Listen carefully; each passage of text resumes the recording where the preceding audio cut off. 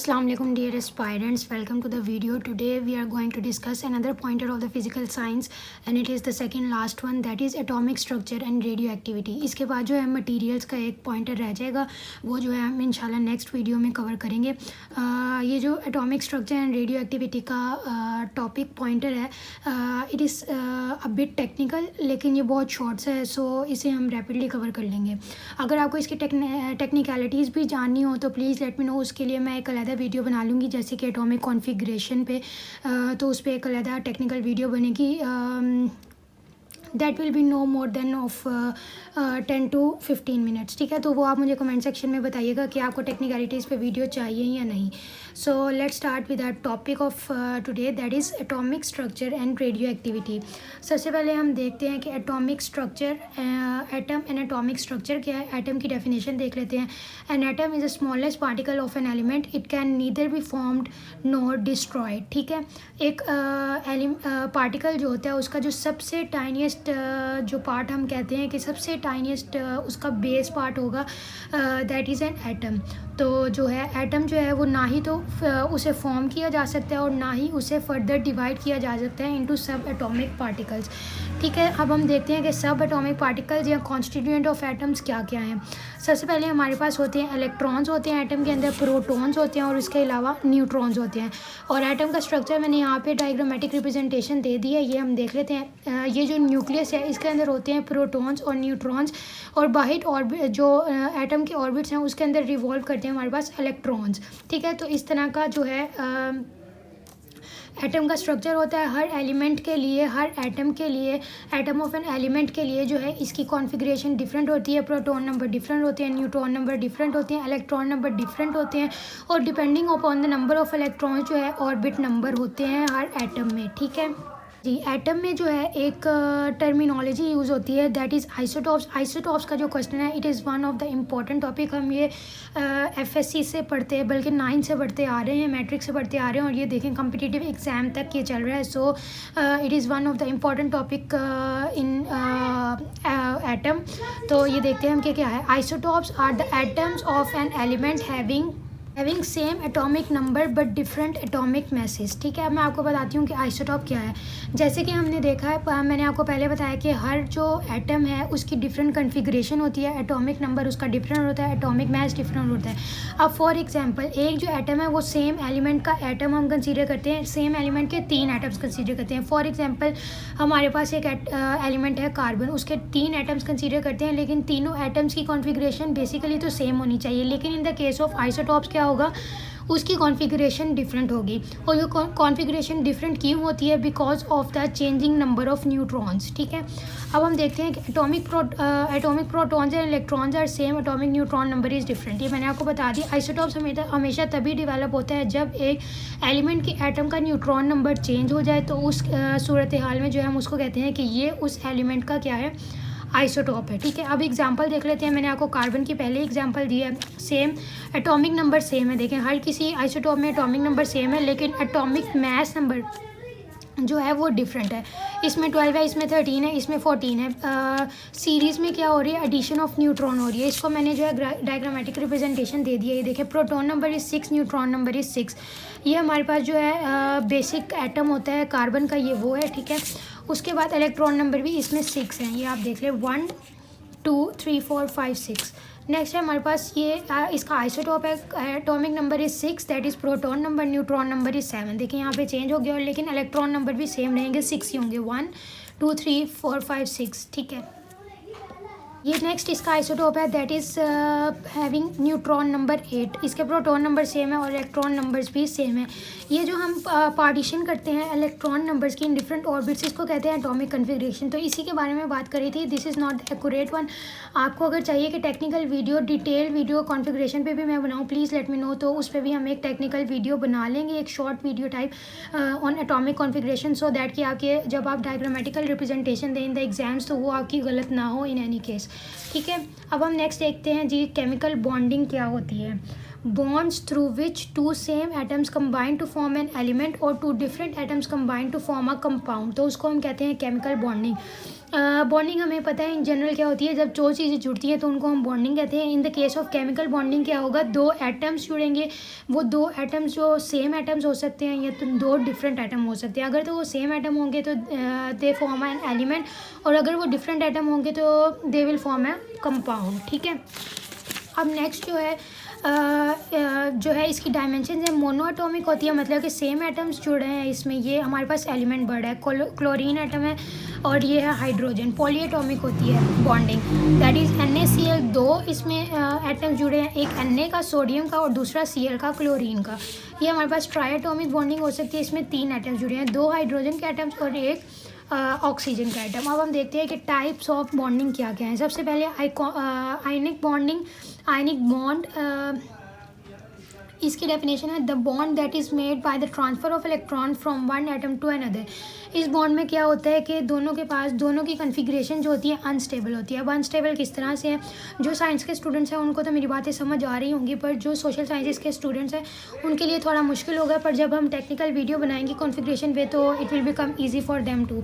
तो मैं आपको बता देती हूँ अनस्टेबिलिटी किस तरह से होती है। जब एक एटम का जो आउटर मोस्ट ऑर्बिट होता है वो उसके अंदर प्रॉपर इलेक्ट्रॉन्स होते हैं, मतलब जितने होने चाहिए उतने होते हैं, तो उसको हम कहते हैं कि स्टेबल कंडीशन है। पर अगर उसके अंदर एक भी एटम कम होता है तो वो जो है अनस्टेबल कंडीशन कहलाती है उस पर्टिकुलर एटम की। तो जब वो अनस्टेबल कंडीशन में होता है तो इन दैट कंडीशन वो जो है डिफरेंट एटम्स के साथ बॉन्डिंग करता है, इधर आयनिक और अदर टाइप ऑफ बॉन्डिंग, और फिर वो स्टेबल हो जाता है। अब इसमें क्या होगा, जो लास्ट फॉर एग्जांपल एक एटम है, उसके लास्ट ऑर्बिट में जो है एक इलेक्ट्रॉन पाया जा रहा है और वो उसकी कॉन्फ़िगरेशन पूरी नहीं हो रही। ठीक है, अब वो एक इलेक्ट्रॉन की वजह से अनस्टेबल है, वो एक इलेक्ट्रॉन किसी और एटम को दे देगा, ऐसा एटम जिसको अपने लास्ट ऑर्बिट में सिर्फ एक ही इलेक्ट्रॉन की ज़रूरत होगी और वो स्टेबल हो जाएगा।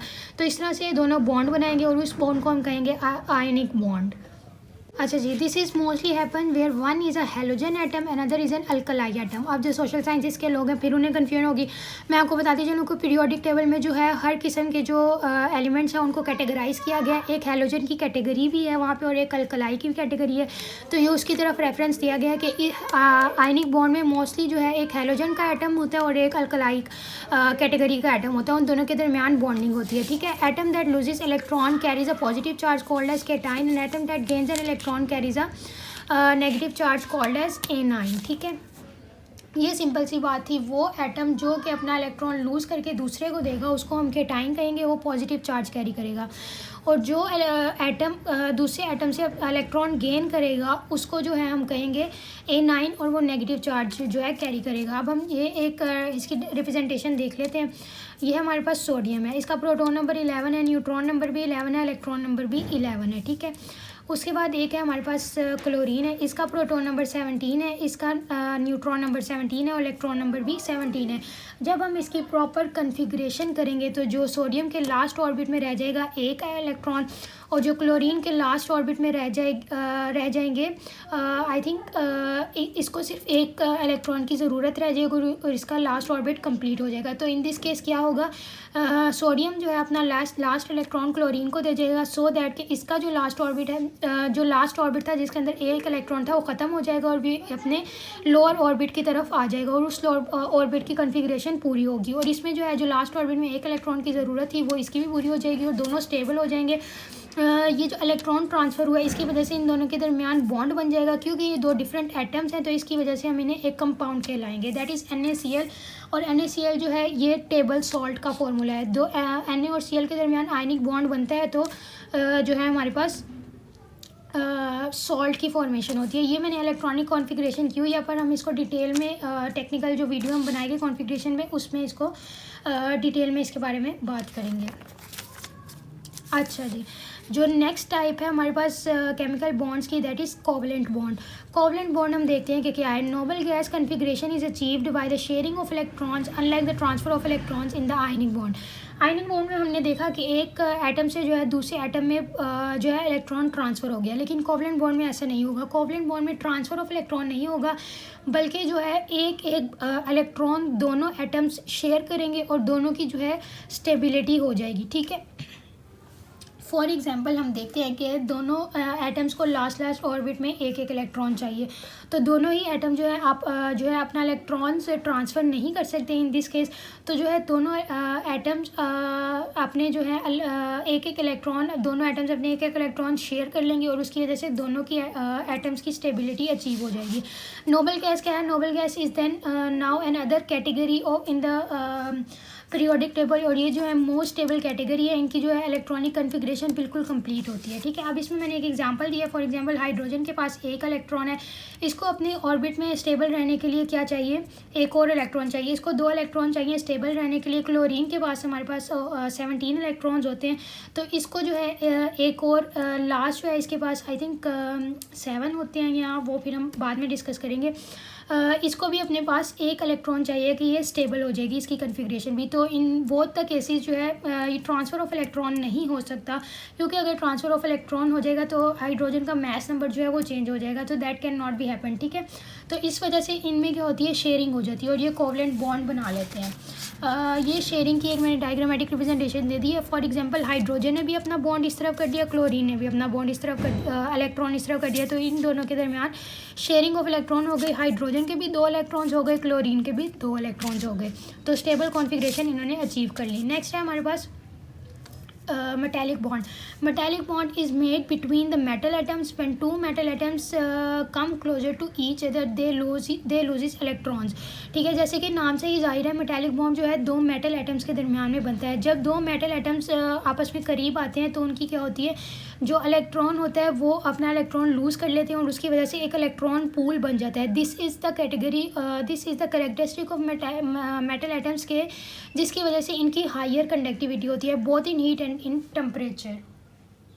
A pool of electron is created due to this. They are good conductors also. ये देखें, ये इस तरह से फॉर एग्जांपल हम कंसीडर करते हैं दरमियान में एटम्स है, मेटल एटम्स हैं, और ये जो है इन सब ने अपने इलेक्ट्रॉन लूज़ कर लिए और एक पूल सा क्रिएट हो गया, that we can called as electron pool. ठीक है, नेक्स्ट है हमारे पास hydrogen bonding. Hydrogen bonding is more of a force of attraction then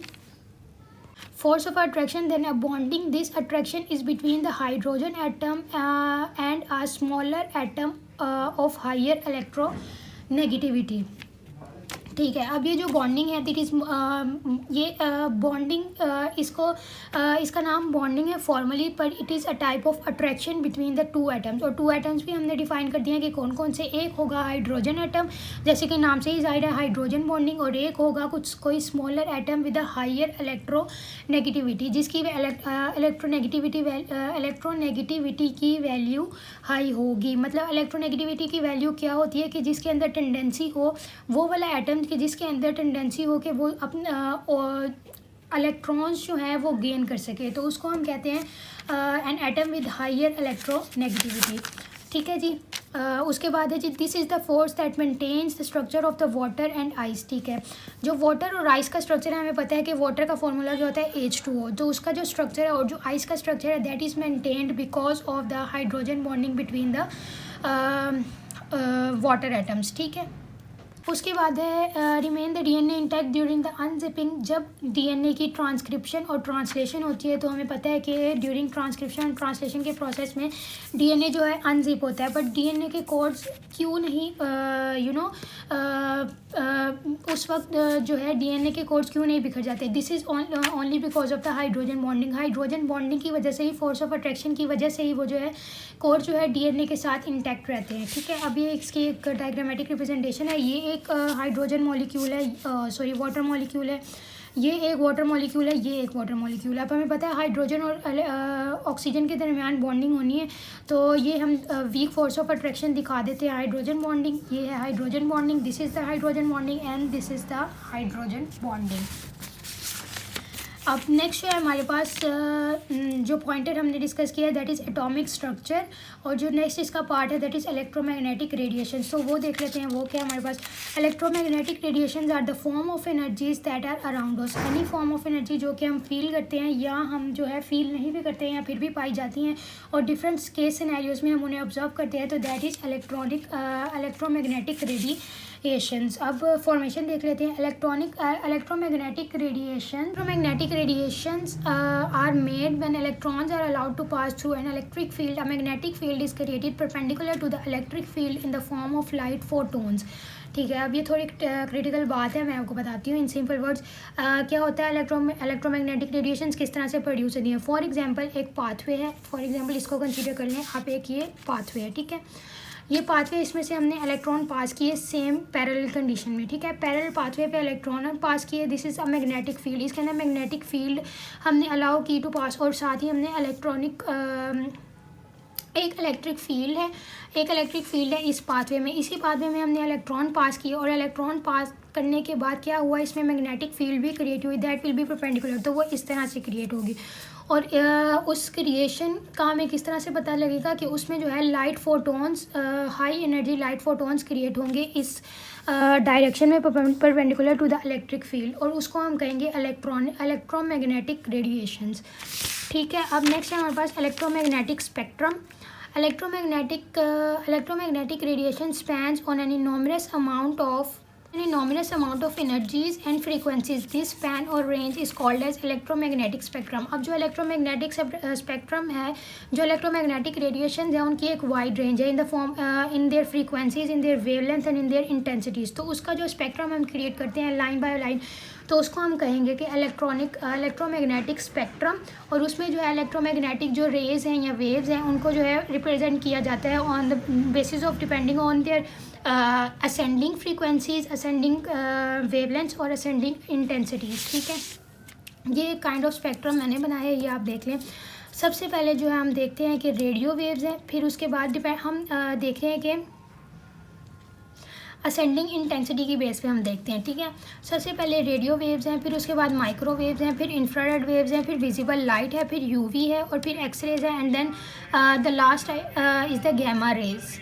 in this spectrum जैसे ही हम राइट टू लेफ़्ट मूव करेंगे तो क्या होगा, इंटेंसिटी इंक्रीज़ होगी, फ्रीक्वेंसी इंक्रीज़ होगी, और वेवलेंथ क्या होगी, इंटेंसिटी इंक्रीज़ होगी, वेवलेंथ डिक्रीज़ होगी, और फ्रीक्वेंसी भी क्या होगी, इंक्रीज़ होगी। ठीक है, ये वेवलेंथ जो है इंक्रीज़ हो रही है यहाँ पे। जैसे जैसे वेवलेंथ डिक्रीज़ हो रही है, जैसे जैसे वेवलेंथ डिक्रीज़ होती है, इंटेंसिटी इंक्रीज़ होती है, और फ्रीक्वेंसी भी इंक्रीज़ होती है। यहाँ पे कम वेवलेंथ थी, यहाँ पे ज़्यादा है, तो दैट इज़ द फ्रीक्वेंसी। ठीक है, अभी मैंने आपको राइट टू लेफ़्ट बताया, तो लेफ़्ट टू राइट कुछ ऐसी कंडीशन होगी, वेवलेंथ इंक्रीज़ होगी, फ्रीक्वेंसी डिक्रीज़ होगी, और इंटेंसिटी भी डिक्रीज़ होगी। ठीक है, अब मैंने ये एक चार्ट बनाया है so that it will become easy for you to understand the electromagnetic radiations. ठीक है, तो ये मैं आपको बता देती हूँ क्या है। सबसे पहले जैसे ही हमने असेंडिंग ऑर्डर में अपनी इलेक्ट्रोमैग्नेटिक स्पेक्ट्रम पढ़ा है, उसी असेंडिंग ऑर्डर में हम इसको फर्दर डिस्कस करेंगे। ठीक है, सबसे पहले हमारे पास है रेडियो वेव्स। रेडियो वेव की फ्रीक्वेंसी क्या है हमारे पास, 3 गीगाहर्ट्ज़। अब हमने देखा है कि फ्रीक्वेंसी जो है वो इंक्रीज़ होती है while moving from right to left, और वेवलेंथ जो है वो डिक्रीज़ होती है while moving from right to left. ये बात आपने याद रखनी है। अब इसकी रेडियो वेव्स की वेवलेंथ कितनी है, 10 मिलीमीटर, और इसका यूजेज क्या है, टीवी सिग्नल्स ट्रांसफॉर्मेशन में पहले यूज़ होती थी, अब इसमें भी एडवांसमेंट आ गई है, अब डिफरेंट जो है माइक्रोवेव्स को प्रेफर किया जाता है। ठीक है, अब जो नेक्स्ट है हमारे पास माइक्रोवेव है, इसकी फ्रीक्वेंसी डिक्रीज़ होगी, मैंने आपको बताया, फ्रीक्वेंसी इंक्रीज़ होगी, तो फ्रीक्वेंसी क्या हो गई है, 3 to 30 ट्रिलियन गीगाहर्ट्ज़। ठीक है, उसके बाद जो है वेवलेंथ हमारे पास डिक्रीज़ होगी, that is 10 millimetre to 100 micrometre, और ये सैटेलाइट सिग्नल्स में यूज़ होती है माइक्रोवेव, और उसके अलावा माइक्रोवेव्स में भी ये यूज़ होती है। उसके बाद है इंफ्रारेड वेव्स। इंफ्रारेड वेव में क्या कंडीशन हुई है, इंफ्रारेड वेव में जो है हमारे पास फ्रीक्वेंसी जो है फर्दर इंक्रीज़ हुई है, that is 30 to 400 trillion gigahertz, और जो वेवलेंथ है ये डिक्रीज़ हुई है, that is 100 micrometre to 740 nanometre. ठीक है, it is in the form of heat, जो कि हमें सन से हीट हम एब्जॉर्ब करते हैं, जो हमें फील होती है, दैट इज़ इंफ्रारेड वेव्स। ठीक है, नेक्स्ट जो है हमारे पास that is the visible light. Visible light में जो फ्रीक्वेंसी है that further increases to 400 to 800 trillion gigahertz. जो वेवलेंथ है वो डिक्रीज़ हुई है 740 to 330 नैनोमीटर। ठीक है, ये हमें विजिबल लाइट में पता है ऑप्टिकल फाइबर में यूज़ होता है, इसके अलावा एंडोस्कोपी में यूज़ होता है। यूवी रेस का हम देख लेते हैं, इसकी फ्रीक्वेंसी जो है वो इंक्रीज़ हुई है 8 × 10⁻14। ये बेसिकली 800 ट्रिलियन गीगा हर्ट्ज़ ही है। 8 × 10⁻14 टू 3 × 10⁻16 हर्ट्ज़। और जो वेवलेंथ है ये है ये जो वेवलेंथ है ये डिक्रीज़ हुई है 380 टू 10 नैनोमीटर। ठीक है, और ये यूज़ होती है टू आयनाइज आइटम्स और स्टेरिलाइजेशन ऑफ वाटर में भी अब ये रैपिडली यूज़ हो रहा है यूवी रेज़ का प्रोसेस। ठीक है, उसके बाद एक्स रेज़ की जो फ्रीक्वेंसी है वो इंक्रीज़ हुई है 3 × 10⁻16 टू 3 × 10⁻18। और जो इसकी वेवलेंथ है वो डिक्रीज़ हुई है 10 नैनोमीटर से 100 पिकोमीटर तक। और हमें पता है एक्स रेज़ यूज़ होती है मेडिकल पर्पज़ के लिए। हमें जो है इनसाइड द जो बॉडी फ्लैश है उसका बताती है, बोन्स का हमें पता लग जाता है। और in the case of welding purpose क्या होता है, जो इनसाइड मशीनरी होती है उसके जो है सिनेरियोज़ बताती है कि किस तरह एक्सरेज़ की बेसिकली जैसे हम एक्सरे करवाते हैं वैसे ही मशीन्स का एक्सरे होता है और हमें इनसाइड पता लग जाती है कि क्या कंडीशन है। नेक्स्ट है हमारे पास गैमा रेज़ की जो हमारे पास frequency that will be greater than 3 × 10⁻18 hertz. और इसकी जो वेवलेंथ है that will be less than 100 picometres. ठीक है, और ये हमारे पास as a surgical knife use होता है, ट्यूमर किलर है और ये can kill the living cell also. So that's it from today's pointer of physical science from general science and ability. Hopefully this will add value to your knowledge. अगर आपको लगे मुझे किसी और टॉपिक पर भी वीडियो बनानी चाहिए, please let me know in the comment section below. Your recommendations will be appreciated. जज़ाकुमुल्लाहु खैर फ़ी अमानिल्लाहि. अस्सलामु अलैकुम.